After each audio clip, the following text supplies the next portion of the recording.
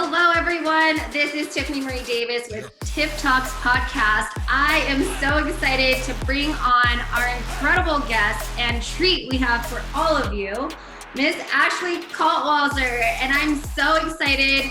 You know, this incredible woman has been in my life for a decade, and we actually, over the years, have stayed connected, and her background is incredible, you guys. This woman started out as a gymnast. Prior to in middle school, she started an amazing track career, to which then led her to being a collegiate Division I track star. And oh my gosh, this woman, 400-meter hurdles, like that's incredible. And she's also three-time champ at the Bikini O and the IFBB Bikini Pro Division. And that is actually where we met. So I actually am going to pass it over to Ashley because I want to get in depth with the meat and juice of her story and also her bio. So Ashley, welcome to the podcast. And I would love for you to share with everyone your amazing background and how it led you to incredible success today. Yes, thank you for having me on. I'm super excited to be here and speak amongst one of the bikini OGs. So it's really cool what you're doing here. So yeah, just like you said, I come from a heavy track background and also a gymnast when I was a child. But I was born and raised in Akron, Ohio, which is also the hometown of LeBron James. So, you know, got some celebrity going on right there. But after my collegiate track career was done, I felt a sense of emptiness and I felt like something was missing because I've always been an athlete, like literally since I was like 4 years old. I was in sports. I was in gymnastics. I was in swimming and then track. So I felt like a little piece of me was missing after track was no longer available for me. And if you guys don't know, with track, it's a different sport. Like if you don't like make it to the Olympics, there's not really much you can do with it. And especially me as a 400-meter hurdler, they're not like you can just participate in 5K races every weekend, which long distance runners would do.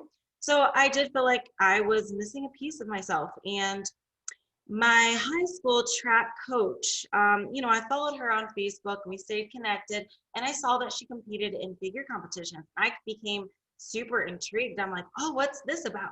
And then after following her, I noticed that there's also a bikini division. I was like, oh, that looks fun. So I asked her what, I'm sorry, what? What year was that? Oh God, I don't know. 2011? 2011, yeah. Okay. Something like that. And so she showed me what it was all about, and I came to the gym where she trained and I fell in love with it, decided to do my first show, and I was like, this is a blast. And then, you know, a few shows later, I found a lot of success and I just kept going with it. Awesome. I love that. So a lot of you, I'm sure, can relate to that. How many of you guys have been an athlete and then once that's over, you're like learning and churning for more, right? Because that sounds like it was embedded in you. So you're just like a natural born athlete, if I hear you loud and clear. I like to think so, yeah.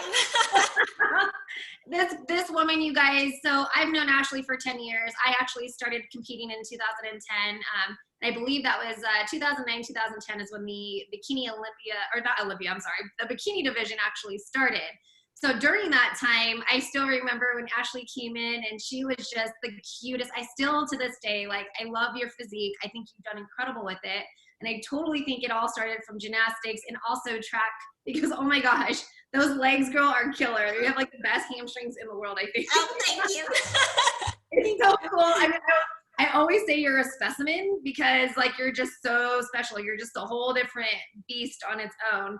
And I remember we were having lunch the other day, you guys, and it was incredible. Like we just caught up as if it was yesterday. And she's talking about like, yeah, I had to stop training abs for like a year because like what? She has more than like 8 packs that just when she wakes up, they're there.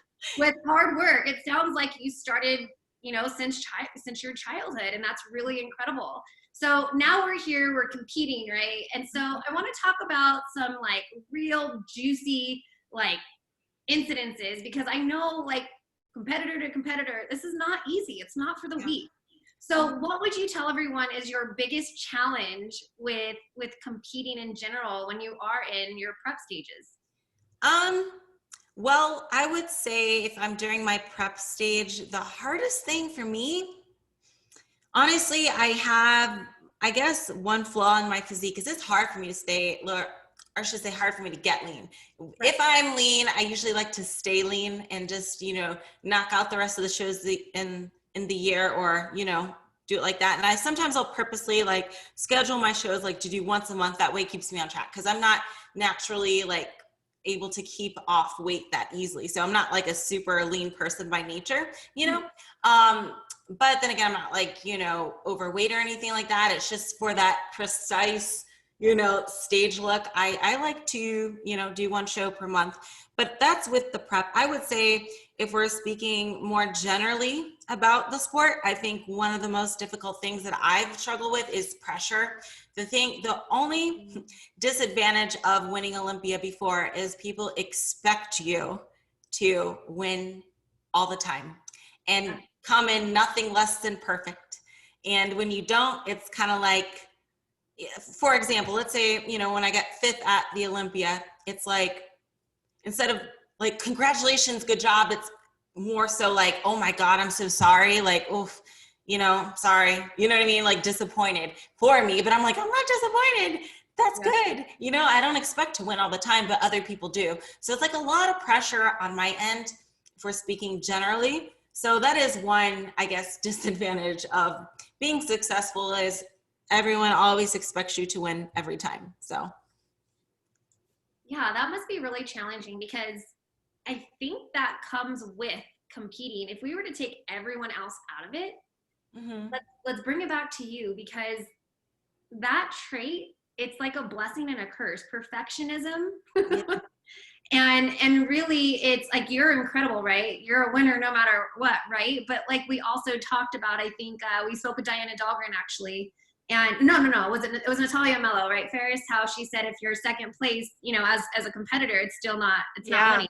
Yeah, she definitely touched on that too, and I was just listening to you say that, and it's like, that must be really, really tough. Like, that's really hard to be like, yeah, I went 5th, but I'm really proud of myself, and then everyone else is like, oh, well, that sucks for you. Like, dang, like, I just worked super hard. Like, at least I placed. So but yeah, we've talked to some of the ladies, Natalia, we've talked to Diana, and it's like, it's kind of a reoccurring thing that I keep hearing, is that these expectations and that pressure, I can't imagine, because I'm not any of that. But that's really, really tough. Oh yeah. It's like, it's definitely got two sides to it. It's great that I'm recognized for winning the Olympia, but then again, if it's anything less than winning, it's a disappointment. And just like you mentioned, it's kind of like, I would be happy for myself, but then somebody would, especially it hurts the most when people that are close to you are like, oh my gosh, Ashley, I'm so sorry. And it's like, I wasn't disappointed. I was happy until you told me that it's disappointing. Like, and every year it's getting harder and harder.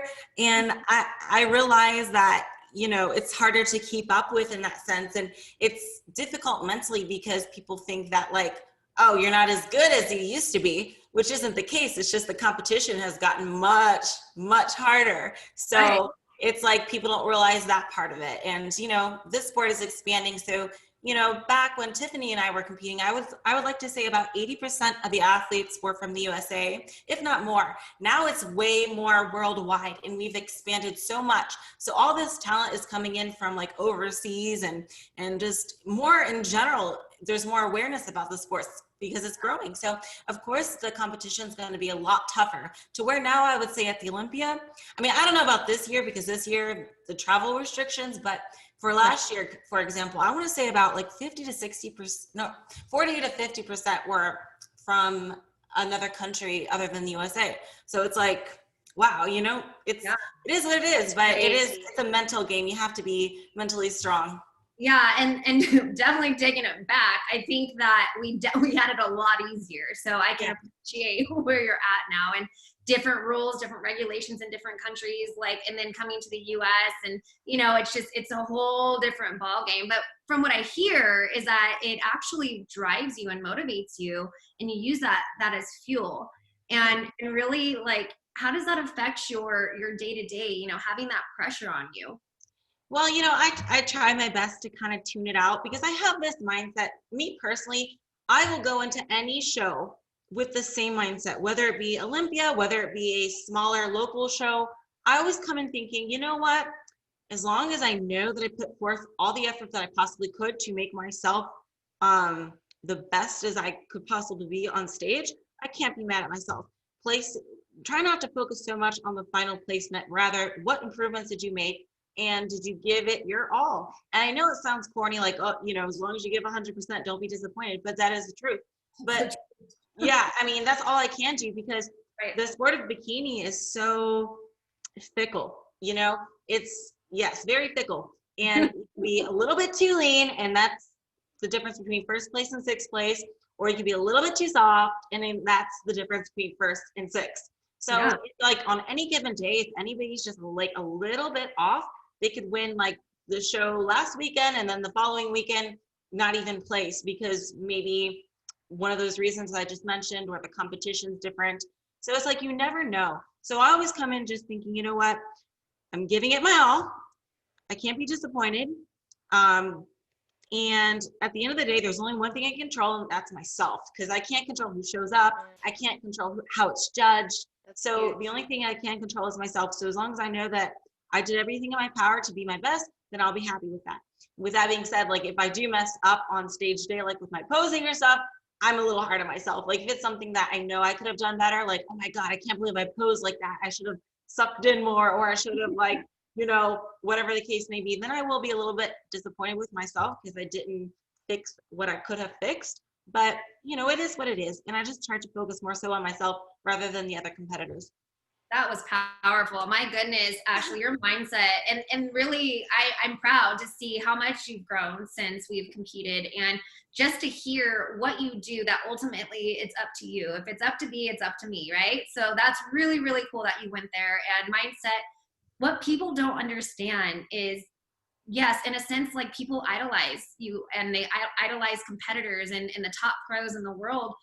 However, they don't really know what goes on, what goes on behind the scenes. And it's like you said, I mean, you're a little too soft, you're a little too this. Like, it's a very obsessive, selfish sport, to be very straightforward.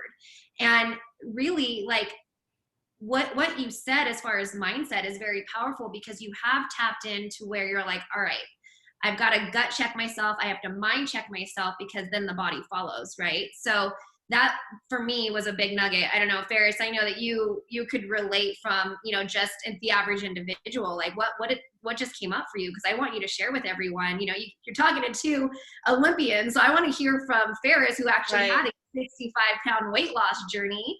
And, it's incredible.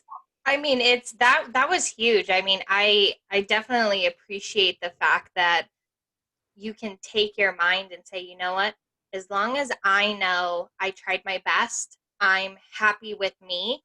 And so all those naysayers around you, it doesn't matter, because I know I tried my best. And you can pick apart little things. And I think for the everyday individual, it's that same saying, if you know that you tried your best, then you can't be upset. And I know it's really hard mindset wise to think about that, because as I think humans in general, we're so hard on ourselves.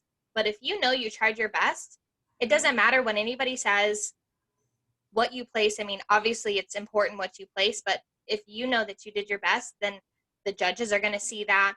Your family's going to see that. Other people are going to see those things. And so for me, that was just really incredible, that the fact that you've been competing for so long and been doing this so often. And I think I heard you say earlier, I like to do a show a month, which that's incredible, because I've heard stories of people that are like, oh, like I have 6 months or I have 4 months. Like, oh, I'm so happy now I can eat donuts and this and that. And the fact that you stay so consistent every single month, I think that just strengthens you more and more. And that's just, like for me, as long as I get to the gym and I do the best that I know that I can't be upset with myself. So I really appreciate that mindset as a competitor and as a human being. Like, that was incredible. I totally agree, Tiff. And, Ashley, that's wow.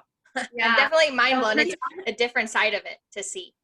Right. And that's pretty awesome, because again, like, stuff comes up for people, and it still comes up for me, but it's still embedded, right?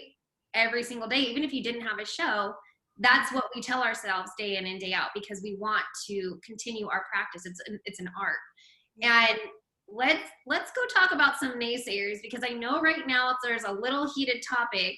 And I personally, obviously as friends, you get a little like protective, but I do know that there's some people who are upset that you're competing, and I honor competing before the Olympia. And you guys, I'm going to back it up because it's actually pretty public. And this is something that I was hesitant on even bringing up, but I'm going to bring it up because it's only fair. Miss Ashley Kaltwasser is an incredible competitor, and ever since I've known her, has at least done 2 to 3 shows leading up to any major show, because it's practice. And if you don't practice, like, I kind of, like, in a sense, wonder about you. Like, you just don't go on the Olympia stage cold turkey 3 months later. No, you want to warm up your heels. You want to, get your body in a certain way so you're not playing catch up. If there's stuff to fix, you know what you have to fix. But there's some girls out there that I was really shocked as far as the feedback that you're getting right now. And it's, you should step aside to allow other people to qualify for the Olympia since you're already qualified for the Olympia. It's not fair that you're doing this, this, and this. I'm just, where's the sportsmanship, one? And two, you're a free bird. You get to practice and go out there and do whatever you need to do to get you ready for the Olympia. So I want to hear what your thoughts are on that. And this is the juicy conversation I've been really wanting to have. Yeah. So I will say, before I say anything, 99% of people think like Tiffany and I, that, maybe you shouldn't think negatively and kind of put it out there in public. But yeah, a few girls did, and they wanted to put it out in public that they thought I was a bad ambassador for the sport and that I'm selfish, and called me selfish and my coach selfish for wanting to compete before the Olympia, although I'm already qualified. And I think that's quite ridiculous. I don't think that that's the proper mindset to have, because basically what they're asking is step aside to make my journey easier. And Tiffany and I, we didn't have an easy journey to Olympia. And, and I don't remember any of us asking anybody to stop competing. We never asked Amanda Latona, please stop competing so we can easily qualify for the Olympia. It's not supposed to be easy. It's not. But with that being said, the reasons for me competing is just like you said, and because I love it, and because I want to be a good ambassador for the sport, and I want to be a good example. If I can show girls that, like, hey, she's competing, that looks like fun. She's having fun. See, it's not miserable. Then that's like, it's like I've hit the jackpot, right? But I don't know if it's this new sense of entitlement with the newer competitors. I'm not sure, but it's not supposed to be an easy journey. But I'm not competing just to make their journey harder. It's not, the girls, I don't even know who's qualified or not. I'm not paying attention. It doesn't have anything to do with me. I'm doing it for myself, really. But yeah, Tiffany and I, when we competed, there was like, how many girls at the Olympia? Like 20 something? 20, I think it was like the largest one ever was 42. And when we were competing, though, it was like 20 something. Oh yeah, the first 2 years were under for sure, like 25. Yes, so imagine having that situation now, but now we have girls that it's already like for sure qualified like 35 or something. So by the time the qualification ends, it's going to be over 40. So it's not like I'm, snagging up everyone's spot. There's also the point system as well, which you know about. Like if you get second, third, fourth, or fifth, you get points, which that's why it was created if somebody kept like, winning or whatever. But it's just a horrible mindset to have. I'm not trying to steal away anybody's qualification, but at the same time, it's not supposed to be easy. And I was just blown away that some of my fellow athletes felt that I was being selfish by stealing away qualifications, when that was not the case. I honestly had no offense to them. I don't care if you're there or not. I don't know. I don't know how close you are to qualify. I don't know. It doesn't have anything to do with me. But at the same time, that I've had my eye surgery. I had that done in January. So I almost took a whole year off from the stage, believe it or not, because of after the Olympia, I took my time off. Then I had the eye surgery thing and then the COVID thing. But all these shows were going on during, like my eye surgery and recovery and even leading up to the show. So they had like a whole year basically if they didn't want to compete with me. And I don't know if they're using me as an excuse. Yeah. They're using me as some sort of an excuse why they can't qualify. And I think that's horrible because they're not taking accountability. And I'm sure if I wasn't the reason why, they would think of another excuse. So, you know, and going back to what I said previously as well, I don't go into a show expecting to win. I don't go in assuming I'm going to win, because you never know how it's going to go. So even if I am competing with these girls, that doesn't mean I want to win. That doesn't mean I'm going to win. You know, I've never had an undefeated season. So it's not like I'm coming in just being like, yeah, I'm going to win and just, you know, take away everybody's qualifications. It's not the case. That's you know, not who you are. Unbeatable. You are. You're the sweetest thing That's ever. so crazy. That's insane to hear. What you had said, like, yeah, do you know, everyone, for those of you who are listening, when we went to compete, I actually chose shows to do them with Amanda Latona or Diana Dahlgren or you, or, you know, because now if I got second place to the best in the world, I'm winning. Like, you know, like, think about it that way. Like, even at that stage, right, where we're like, yeah, let me go tell Amanda Latona to step aside. No, you want to know what I'm going to do? I'm going to go learn. I'm going to go learn to be with the best of the best. And looking at these girls who are saying step aside, they should look at it like, oh my, I'm competing with Ashley. We're going to share the stage. I'm going to watch what she does in person. How lucky am I? That's the type of mindset that you should have, right? And it's really unfortunate to see that, yeah, there seems like to be a sense of enablement and entitlement of just step aside and make it very public on social media. It's actually unattractive. It shows insecurities. And you're also in a mindset now where you're like, man, I thought we were girls, like, or bros. Like, what are you doing? What are you doing? Like, now we're at a point where it's like, all right, let's go in for the kill versus like, let's go have fun. This is supposed to be fun. And I'm practicing. This is my career. This is what I do to also, you know, get paid in turn. And I admire your mindset. I love that you have your chin up and you're still doing the do. And that's why you are the 1%er of the world. And that's why you're such a champion, is because you have chosen the high road. And I'm very proud of you for that. Thank you. Yeah. So let's switch into, you know, what's going on outside of competing. What is Ashley working on now that's like, that fills your cup up? Like, what makes you passionate day in and day out outside of competing?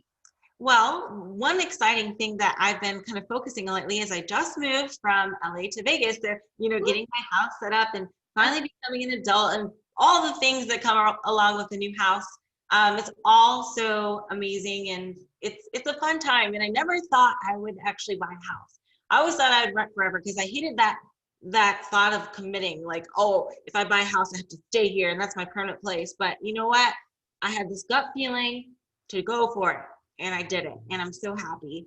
So, yeah, that's a big thing that's been going on in my life. My coach is also moving to Vegas as well, which is super exciting. He bought a house, and he bought a building for the gym, so we're turning it into a gym, and it's going to be so fun. I'm so excited for that. And as far as the things I'm passionate about and make me happy, honestly, I'm a simple girl. Like, I'm a nerd. I like to go grocery shopping. I love going grocery shopping. I think that's so fun. I like to watch documentaries on Netflix. Like, it doesn't take much to make me happy. I enjoy my relaxing time. Even something that's super fun is just having like a spa day and getting my nails done, having a massage.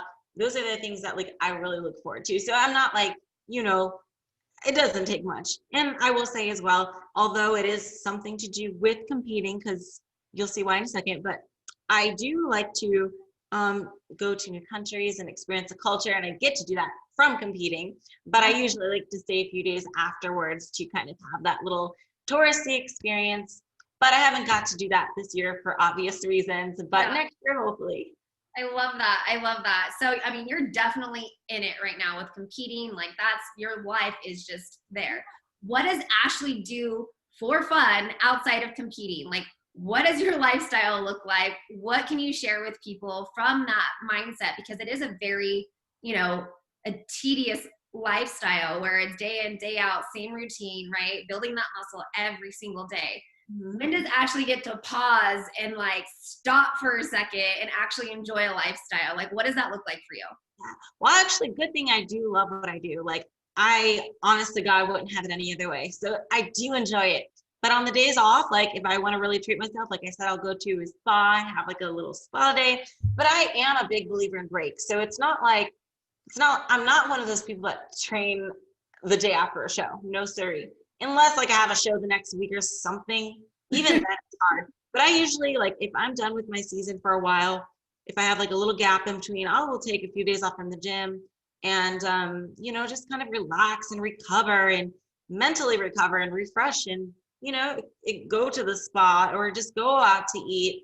But yeah, like I said, I don't do anything too crazy. I'm pretty simplistic when it comes to what makes me happy. And, you know, even just having like alone time is nice too. Like having cooking and having some alone time is just like super peaceful for me. And I enjoy that. I love that. I love that. Okay. I'm going to ask you a couple of questions that are totally off topic. Okay. And this is going to be so fun because I want to know, what is Ashley Kaltwasser's biggest fear? Oh, being average. Ooh, that's easy. Wow, she answered that real fast. She was like, being average. I'll take being average for 500. No one ever in her life. I mean, she's definitely not average, you guys. If you're watching the unedited version on YouTube, she's like, I can see each muscle group on what I can see. If you look on Tiffany's Instagram, her picture with her, like, wow, girl, you're inspiring. Yeah. I love that. Awesome. I mean, that was great answer. Awesome. Okay. What is your absolute favorite thing to do? Honestly, spa day. Spa day. You said it like 3 times. Yeah, spa day. I can't go wrong with spa day. I love just like pampering myself and just having a day to relax and like, you know, self-care. That's self-care. Good. Yeah. Okay. What is the one thing, and like the quirkiest thing, okay? The one thing that nobody knows about you? Ooh, the one thing that nobody knows. Oh, that's a good question. I could say a few of them that some people might know. I have really crappy eyesight. I have bad sense of direction. I don't wear any blue jeans, although my middle name is Jean. I hate seafood. I won't eat anything under the sea, nothing. Ugh, no, not during prep, not ever. I will gag and throw up. It's disgusting. That's a good one. Yeah. The Jean one kind of got me. She was like, I don't wear any blue jeans and my middle name is Jean. I was like, that's kind of. So you're saying you predominantly wear like yoga type pants? That's like your go-to leggings kind of thing? Yeah, it's either leggings or if I'm trying to dress up, it'll be like a dress or a romper. I love rompers. Rompers are, oh my God, rompers. No, that's some comfort. I love rompers. I just laughed because we literally just got like 5 things. Yeah. And she did it where it all rhymed. She just dropped a rap. Right? She just dropped a whole like 8 count. My middle name Jean. Let's make a beat. Yeah, let's do it. Okay. What is the one thing that you're looking forward to after the Olympia? Ooh, that's a good question. I didn't even think about that yet. Just having a week off and relaxing, honestly. Nothing really is planned. I think it's silly to plan anything right now. Who knows what it's going to look like, but just relaxing. Go for a drink. That's what we're going to do. Yes, yes, definitely that. You guys, we're going to do a whole podcast on that alone. We're going to let Ashley loose and get her away from competing and go have a nice cocktail, some good food, and I'm going to document all of it. Yes, good. Yes. And then we're going to go to a spa day. Yeah. Oh, God, I would love that. Well, Ashley, it has been an absolute pleasure to have you on. I am so excited to see what you continue to create. I know this is just the beginning of so much, and I would love to have you back on the podcast after the Olympia, after you snag all of your wins, wherever you place. You already know you're a winner to me, and I absolutely love you and adore you. Thank you so much for being on. Oh, I appreciate it. I had a lot of fun. Thanks.